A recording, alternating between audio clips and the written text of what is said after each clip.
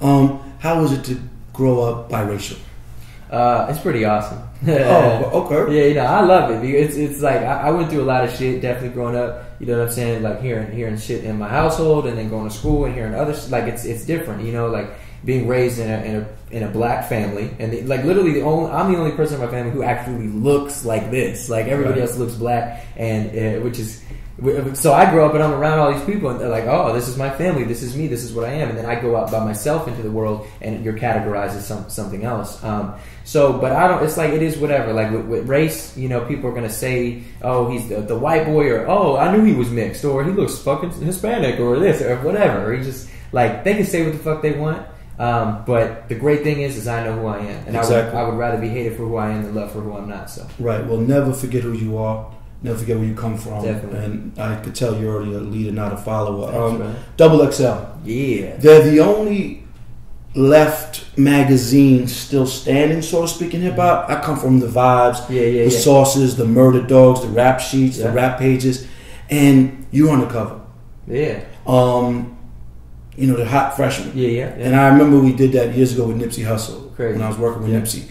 And you were on there with some big dogs that were coming. How did that make you feel, man? Felt great. It's weird because for so long, like I remember back in 2010, I did my first ever interview. It was like some random interview that I did, and I said, they were like, where do you want to be in 3 years? Where do you see yourself? And I was like, well, you know, I see myself having a fan base and being able to tour and this and that. I see myself as a XXL freshman in 2013, and like the law of attraction is everything. Putting it out there and then, you know, going to attain it. So when I was there, for so long, I looked at the Mac Millers, the Kendrick Lamars, the J. Coles, the Nipseys, all these different people who, Big Sean, like everybody who graced that cover. And I was like, man, I can't wait till I'm there. I was looking up there. And then finally, when I get there and I'm with Vanessa and like we're all there and we're shooting everything, I'm looking around and I'm like, I'm appreciative, but I'm like, man, fuck, I want this cover by myself. Right. I want this. You will. So it's like for every goal that I set and attain, I set 10 more. You know what I mean? So it was a blessing. It was an honor to be there on that, to grace that cover. But you'll be on that cover. It's funny you say Vanessa. Most people don't even know who that is. Vanessa Satin, chief editor. I spoke to her last week. It's crazy. But how do you remain humble? Look, you humble. I can just tell right away. I could read right through somebody. But always remain humble. Because everything goes up, must come down. Yeah. How do you stay humble? Because you got a lot going on. And it's only going to get bigger and bigger. I don't know. I think it's just who you are. You know what I'm saying? Like money don't change me. I think it might change the people around me or the perception of those. Like I made my first $1 million before my album came out. You know what I mean? And that's like whatever, $1 million. I want 50 million. I want 100 million. Like, I want more. Thank you. Yeah, but that's just the independent hustle. So it's like if money would have changed me, it already would have done it. I don't run around. I don't chase random bitches. I don't this. I don't that. I'm a monogamous dude. If I find a good woman, you know, I'm gonna nurture her. She's gonna do the same. Be my backbone. That's it. I don't run around. I don't need to fuck random women. I don't need this. I'm straight. Like you know what I mean? Like so. For me, I know what I want. I'm very focused. I do my best to be, guided by the right people and learn from others' mistakes as well as my own, and stay humble. I think if I was going to forget where I came from, I wouldn't have put it on the cover because the cover of my album is me literally back in the basement where I was. To always remember, where you come from. That's crazy because I always tell people, a Rolex don't make me. Money don't make me, a car don't make me. What makes me is this. Yeah. So it's crazy how you're saying all these things as a young age. Like I made my first $1 million don't make me, so on and so forth. It's crazy. No ID, like he's saluting you, he's working with you. How does that make you feel, man? One of the best producers and executives. It's amazing. Like I went to Def Jam strictly because of that, man. That's it. Because this business is kind of like musical chairs. Like with Russell leaving and this and that. It's not. It's like all these things. Like even Sony or this or that. It's not what you think it is. Like because this CEO might go over here, might go over there, might this and like that. So when when No ID came to me, along with the other labels, what really separated him, he was just like, man, what do you want, man? He sat me down, he was like, what do you want? Let's make it happen, And at the end of the day, I mean, the money had to be good from the label side of things, but creatively with this man, I wanted to be able to have creative control, this and that, and he was like, man, whatever you want, let's do it. And he guided me, and he was such a it's crazy because he executive produced the album, but not in the sense where everybody thinks, like where it's like, oh, he's producing every record or this or that. Like he didn't he didn't.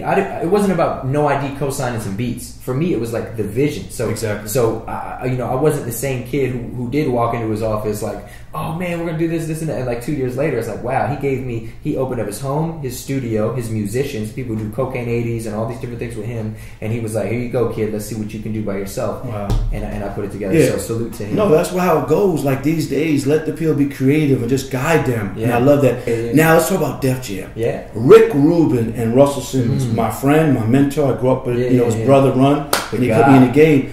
You're on fucking Def Jam. Yeah. And guess what? Third Base was on Def Jam. LL Cool J, Public Enemy. Crazy. Like, then obviously the Jay-Z's and the Rihannas and the Rick Rosses and so on and so forth. How does that make you fucking feel? Coming from the East Coast, Baltimore, Maryland. Yeah. Well, Gaithersburg, Maryland. Being on Def okay, got you. Yeah. Being on Def Jam, how does that make you feel? Because I used to be around Def Jam in the beginning stages. Yeah. I used to ear hustle Leo Cohen, Russell Simmons. The Def Jam Christmas parties were amazing. Back then, they would send the invite in like a little canister. How does that make you feel, bro? It makes me feel like I'm a part of a legacy. It makes me feel like I'm a representation of the second renaissance of hip hop that is Def Jam. But everything is crazy because I feel like I'm representing the new school Rockefeller in the sense of Visionary Music Group, the independent who also got me here because, even though, Def Jam is great, but like Visionary Music Group is the reason that I'm here. Everything that you've seen has been Visionary Music Group. The marketing has been Visionary, like literally everything. You know what I'm saying? Like, I was undershipped. My album was undershipped, unfortunately, because like Def Jam didn't know how to market me, how to do this, how to do that, and we still sold 70. You're right. A lot of these labels don't know what they're doing. Exactly. But don't get it twisted. I'm not like hating because there's a lot of great people there. Right. But I also want people to know that Visionary Music Group is the person and the people, your team that helped you get there. So you talk about independent. Let's talk about it. How important is the independent game to you and mixtapes? Because look, the person who really started that mixtape hustle is 50 Cent. But you put out about 4 or 5 mixtapes, selling over 100,000. How important is the independent game to you? For me, it's everything because I connect with my fans. It's so much. It's so. I'm not MC Killer Murder Dog. I'm not the dude that's like I'm the shit. I fuck bitches and this and that. Like I truly connect with just the everyday, Joe or Jane. Like just letting them know I'm a normal dude deep down who has ambitions just like anybody else, and I want to give you guys a piece of my soul, who I am, so that you feel like we're one. So it's like if I make it, y'all make it. So on those mixtapes, it was almost like I'm talking to the listener like they're my best friend. Like, yo, I'm trying to make it. I'm trying to do this. Like, oh shit, this opportunity's happening and blah blah blah. Like I would say that in the raps, and then when I actually got to the album, it wasn't about like the rapper Logic telling you, oh, this is what's happening. It was like, Bobby, now let's take it back to my life as Bobby and explain it. So without those mixtapes and being able to amass those fans, that's why I say I made my first million before the album came out, because I could tour the entire world and sell out shows because of those mixtapes and because of that independent hustle, because of the internet.